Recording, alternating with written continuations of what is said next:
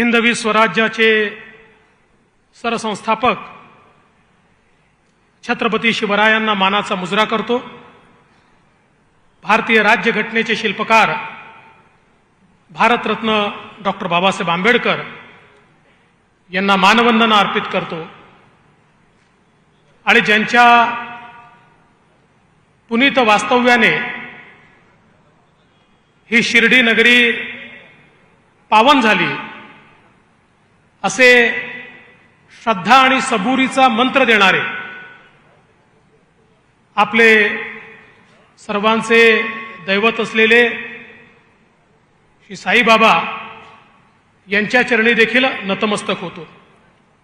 शासन आपल्या दारी या कार्यक्रमामध्ये मंचावर उपस्थित असलेले ज्यांच्या संकल्पनेतून हा अतिशय अप्रतिम कार्यक्रम या ठिकाणी साकार होतोय ते महाराष्ट्राचे लोकप्रिय मुख्यमंत्री माननीय एकनाथराव शिंदेजी, महाराष्ट्राचे धडाडीचे उपमुख्यमंत्री सन्माननीय अजितदादा पवारजी, जिल्ह्याचे लोकप्रिय पालकमंत्री राधाकृष्ण विखे पाटीलजी, आमचे सहकारी दीपक केसरकरजी, सन्माननीय खासदार सदाशिवराव लोखंडेजी, डॉक्टर सुजय विखे पाटीलजी, या ठिकाणी उपस्थित आमचे सहकारी प्राध्यापक राम शिंदेजी, बबनदादा पाचपुतेजी, मोनिकाताई राजळेजी, सत्यजित तांबेजी, किरण लामटेजी, आशुतोष काळेजी, शिवाजीरावजी कर्डिले, वैभव पिसड, स्नेहलताताई कोल्हे, बाळासाहेब मुरकुटे, अण्णासाहेब मस्के पाटील, त्याचप्रमाणे श्रीमती शालिनीताई विखे, श्री राजेंद्र परजने, श्री विवेक कोल्हे,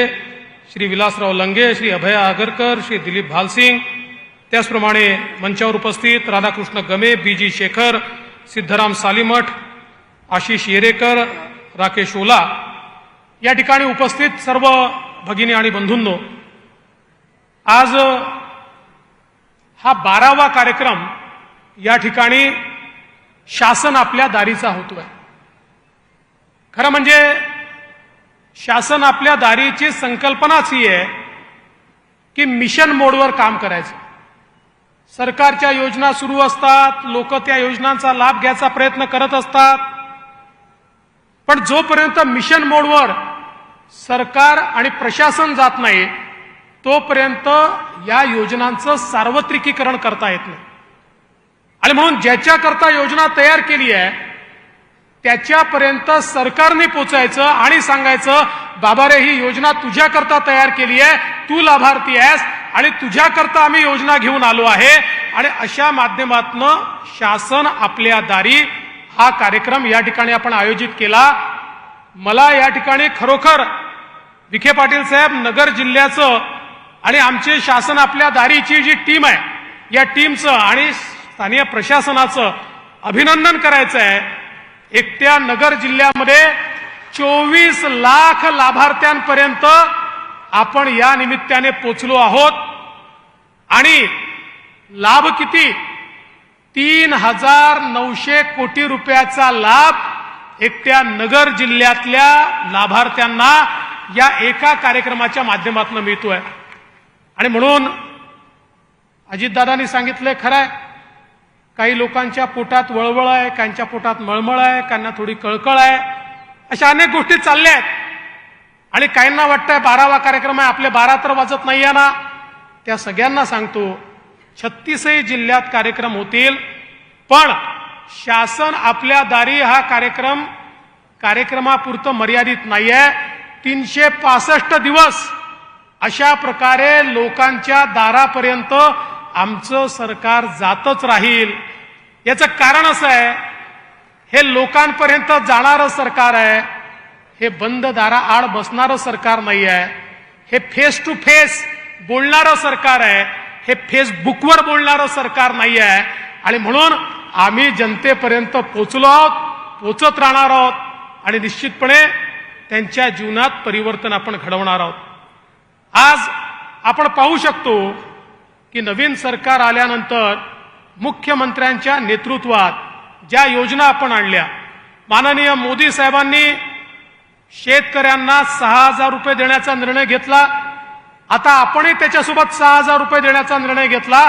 नमो शेतकरी सन्मान योजनेच्या माध्यमातून आता 12,000 रुपये शेतकऱ्यांपर्यंत मोदीजींच्या माध्यमातून आणि आपल्या सरकारच्या माध्यमातून पोहोचणार आहे। आज आपण 1 रुपयात पीक विम्यासारखी योजना आणली आणि 2 लाखावरनं एकाच वर्षामध्ये नगर जिल्ह्यामध्ये 12 लाख पर्यंत शेतकऱ्यांनी विमा उतरवला। आज दुर्दैवाने दुष्काळाची परिस्थिती पाहायला मिळते।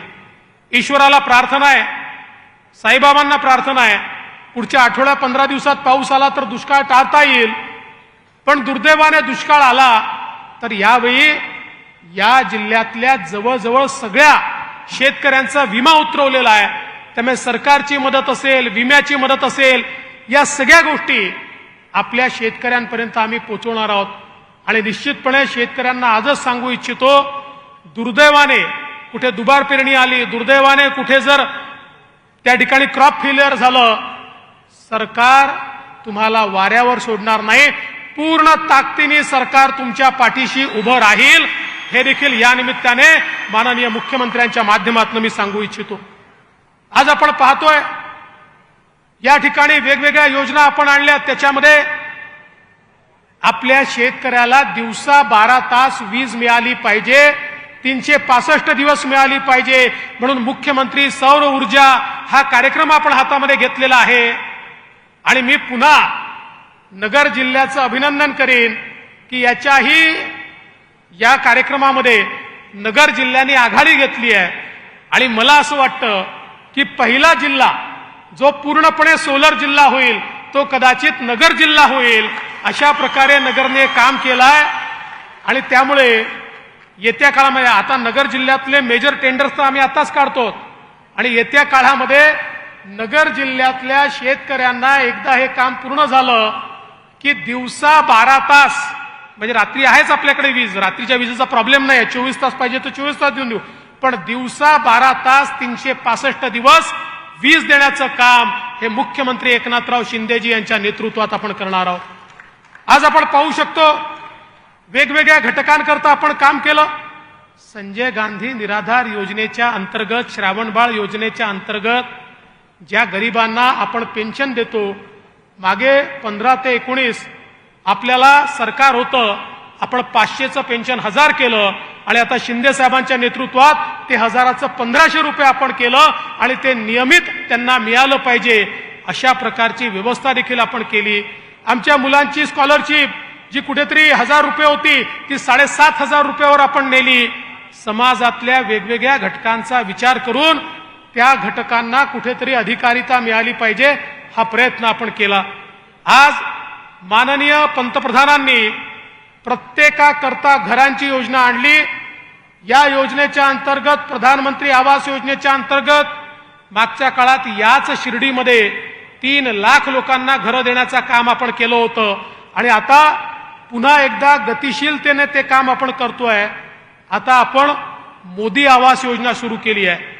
मोदी आवास योजनेच्या अंतर्गत राज्यातल्या ओबीसी, भटके, विमुक्त असे सगळे एसबीसी असे जे सगळे घटक आहे, या घटकांना 10 लाख घरं आपण या ठिकाणी देतोय आणि त्यातले 3 लाख घरं याच वर्षी आपण या ठिकाणी त्यांना देतो आहोत। एससी एसटीला वेगळे 3 लाख घरं देतो आहोत, ओपनला आपण घरं देतो आहोत।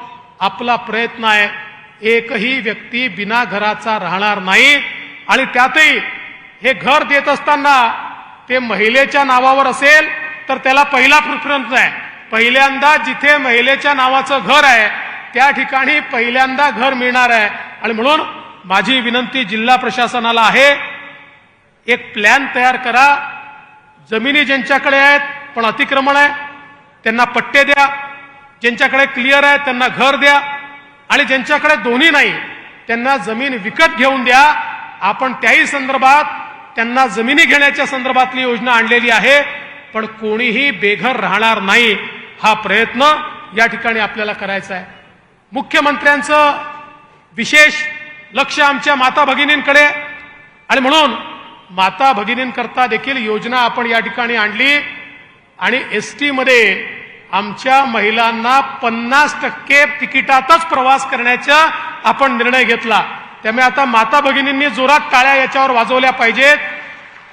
आणि आपल्या घरच्यांना सांगितलं पाहिजे, मी तालुक्याला गेली, मी जिल्ह्याला गेली, 50%च खर्च होतो, त्यामुळे तुम्ही घरी बसा, काय काम असेल तर मला सांगा, मी जाऊन ते काम करून येते, असं सांगून याचा पुरेपूर वापर तुम्ही करू शकता. आणि घरचे जे ज्येष्ठ आहेत, 75 वर्षाच्या वरचे आहेत, त्यांना तर एसटीतला प्रवास मोफत केलेला आहे, मोफत.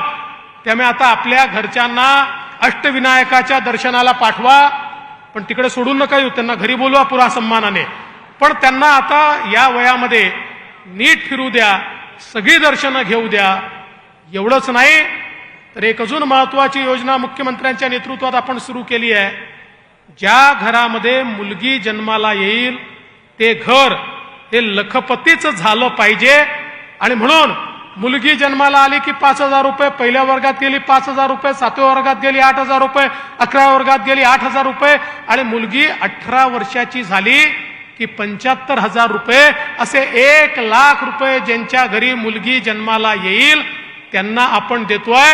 ही लक्ष्मी आली की ते घर लखपती बनवण्याचं काम हे आपल्या सरकारच्या माध्यमातून या ठिकाणी चाललेलं आहे.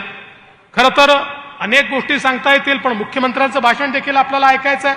पण मला अतिशय आनंद वाटतो, मागच्या काळात सीएम साहेब आम्ही सगळे निळवंडे करता आलो होतो. निळवंडे आपल्याला कल्पना आहे की अनेक ही धरणं अशी आहे की ज्या ठिकाणी आमच्या जन्माच्या आधीपासून त्याचं काम सुरू झालं, पण ते काम असं रेंगाळत गेलं, पिढ्या निघून गेल्या, पिढ्या, पण ते संपलं नाही. आज त्याला मोठ्या प्रमाणात निधी आपण मागच्याही काळात उपलब्ध करून दिला, आजही उपलब्ध करून दिला. आज ही सगळी धरणं जी आहेत, वेगवेगळे कॅनल जे आहेत, हे आपण तयार करतोय, धरणं आपण पूर्ण करतो, आणि त्याच्या माध्यमातून मोठ्या प्रमाणात कामं होत आहेत. आणि मी आपल्याला हे सांगण्याकरता या ठिकाणी उभा आहे, या कामांना कुठेही पैसा कमी पडणार नाही. ही कामं निश्चित वेळेमध्ये आम्ही पूर्ण करू. एवढंच नाही तर या ठिकाणी खऱ्या अर्थानं पद्मश्री विखे पाटील साहेबांनी जे स्वप्न पाहिलं होतं, आज आपण दुष्काळाचा सामना करतो. आता पाऊस कमी पडला की येत्या काळामध्ये आम्हाला संभाजीनगर वर्सेस नाशिक नगर अशा प्रकारचा एक वाद पाहायला मिळेल. हा वाद नेहमी करता आपल्याला संपवायचा आहे. आणि म्हणून पश्चिमी वाहिन्यांचं वाहून जाणारं पाणी हे आपल्याला गोदावरीच्या खोऱ्यामध्ये आणून हा सगळा भाग दुष्काळ मुक्त करायचा आहे, आणि त्याची तयारी आम्ही सुरू केली आहे. मी परवा MWRRA मध्ये गेलो होतो. काय अडचणी असतील, आमच्या प्रस्तावात काही अपूर्णता असेल तर आम्हाला सांगा, आम्ही परिपूर्ण प्रस्ताव त्या ठिकाणी देऊ, अशा प्रकारे त्यांना सांगून आलो. त्यांनीही आपल्याला आश्वस्त केलं की आम्ही याची सुनावणी लवकरात लवकर घेऊन आम्ही त्याची जी मान्यता आहे ती नियमानुसार त्या ठिकाणी देऊ. त्यामुळे मोठ्या प्रमाणात ही सिंचनाची कामं करून कुठेही दुष्काळ राहणार नाही, पाणी वाहून जाणार नाही, पाणी शेतकऱ्यांच्या शेतापर्यंत पोहोचेल, हा आपला प्रयत्न आहे. मागच्या काळामध्ये आपण आपल्या सगळ्यांना कल्पना आहे की या ठिकाणी जलयुक्त शिवारसारखी योजना केली, मागेल त्याला शेततळ्यासारखी योजना केली. सगळ्यात जास्त शेततळी या नगर जिल्ह्यांमध्ये तयार झाली, आणि आता पुन्हा ती योजना आपण सुरू केली आहे. आता मागेल त्याला शेततळं, मागेल त्याला अस्तरीकरण, मागेल त्याला शेडनेट, मागेल त्याला कॉटन श्रेडर, मागेल त्याला पेरणी यंत्र, मागेल त्याला ट्रॅक्टर, मागेल त्याला ड्रिप इरिगेशन. म्हणजे आता शेतकऱ्यांना रांगेत उभं राहण्याची आवश्यकता नाही. तुम्ही जेवढी मागणी कराल ती सगळी मागणी एका वर्षात पूर्ण करण्याकरता निधी हा आता आम्ही या ठिकाणी ठेवलेला आहे. आपल्या शेतकऱ्यांना मजबूत करण्याचं काम निश्चितपणे या ठिकाणी आपण करतोय. मी एवढंच सांगेन की आज एक मजबूत सरकार आहे. काही लोक या ठिकाणी दिवसा स्वप्न पाहतात आणि मग काय सांगतात दोन्ही मुख्यमंत्र्यांची नजर म्हणाले मुख्यमंत्र्यांच्या खुर्चीवर आहे. हो, दोन्ही उपमुख्यमंत्र्यांची नजर मुख्यमंत्र्यांच्या खुर्चीवर आहे. पण ती कशा करताय? त्या खुर्चीचं रक्षण करण्याकरता ती आहे. कोणीही आमच्या मुख्यमंत्र्याकडे वाकड्या नजरेनं पाहिलं तर त्याला त्याची जागा दाखवण्याचं काम हे दोन उपमुख्यमंत्री मिळून करतील, हे सांगण्याकरता आज या ठिकाणी मी उभा आहे. आमचे मुख्यमंत्री 24 तास काम करतात. एक संवेदनशील मुख्यमंत्री आहे. एक असा मुख्यमंत्री त्या उर्शाळवाडीला त्या ठिकाणी दुर्घटना झाल्यानंतर ज्या ठिकाणी प्रशासनही पोहोचू शकत नाही त्या ठिकाणी जीव धोक्यात घालून पायी वर चालून गेलेले मुख्यमंत्री हे एकनाथराव शिंदे आहेत. त्यामुळे आता आम्ही तिघं एकत्रित आलो शिंदे साहेबांची कामाची शैली आणि अजितदादाबद्दल आणि माझ्याबद्दल तर तुम्हाला माहितीच आहे. त्याच्यामुळे आम्ही तिघं एकत्रित आलो. याला म्हणतात एक असं कॉम्बिनेशन जिसका कोई जवाब नहीं है. इसका कोई जवाब नहीं है, याचा काही जवाब नाही आहे. पण दादा, मी मागच्या काळात म्हणालो होतो मी पुन्हा येईल, त्याची दहशत अजून पाहायला मिळते. अजून लोक दहशतीत आहेत.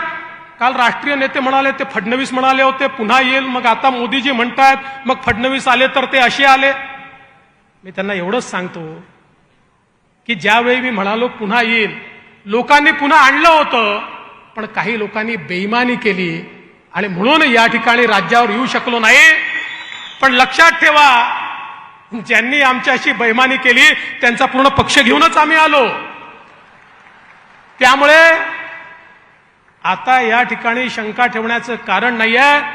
या देशाला ज्या मोदी साहेबांनी अत्युच्च शिखरावर नेलं, या देशामधल्या गरीबाला पहिल्यांदा गरीब कल्याणाचा अजेंडा ज्या मोदी साहेबांनी या ठिकाणी दिला, आणि जे मोदी साहेब 12 महिने 18 काळ 365 दिवस स्वतःचा विचार न करता, परिवाराचा विचार न करता, केवळ आणि केवळ भारतीयांचा, भारत मातेचा आणि भारताच्या शेवटच्या माणसाच्या उत्थानाचा विचार करतात, हा देश त्यांच्याच सोबत उभा राहील.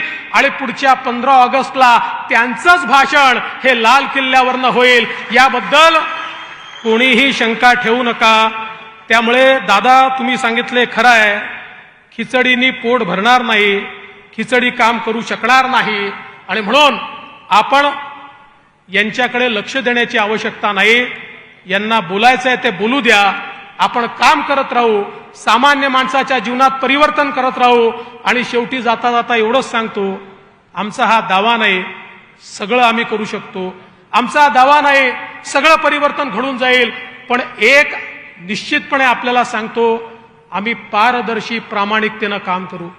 आमच्यामध्ये जेवढी क्षमता आहे, जेवढी ताकद आहे, आपल्या स्वतःचा परिवाराचा विचार न करता संपूर्ण ताकद, संपूर्ण क्षमता ही तुमच्या पाठीशी आम्ही राहू. एवढंच या ठिकाणी बोलतो आणि माझं बोलणं संपवतो. जय हिंद, जय महाराष्ट्र.